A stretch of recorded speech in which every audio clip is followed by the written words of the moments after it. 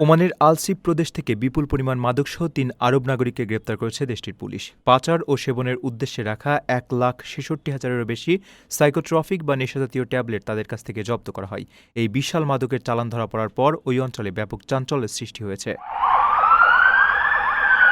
দেশটির মাদক ও সাইকোট্রপিক দ্রব্য নিয়ন্ত্রণ বিষয়ক জেনারেল ডিরেক্টরেট এই বিশেষ অভিযানটি পরিচালনা করে। গোপন সংবাদের ভিত্তিতে অভিযান চালিয়ে ওই ৩ ব্যক্তিকে হাতে নাতে আটক করতে সক্ষম হন আইনশৃঙ্খলা রক্ষাকারী বাহিনীর সদস্যরা। রয়্যাল ওমান পুলিশের প্রকাশ করা একটি ছবিতে দেখা যায়, গ্রেপ্তারকৃতদের সামনে থরে থরে সাজিয়ে রাখা হয়েছে বিপুল পরিমাণ মাদকের প্যাকেট।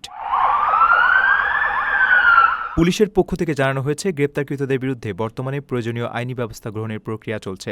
ওমানে মাদক পাচার ও ব্যবহারের বিরুদ্ধে আইনশৃঙ্খলা রক্ষাকারী বাহিনীর জিরো টলারেন্স নীতির অংশ হিসেবে এই অভিযানকে একটি বড় সাফল্য হিসেবে দেখা হচ্ছে।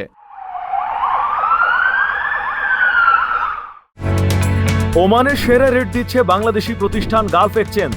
প্রিয়জনকে টাকা পাঠাতে আজই আসুন আমাদের যে কোনো ব্রাঞ্চে অথবা কল করুন স্ক্রিনে দেয়া নাম্বারে। গালফ এক্সচেঞ্জ, বাংলাদেশিদের প্রিয় এক্সচেঞ্জ।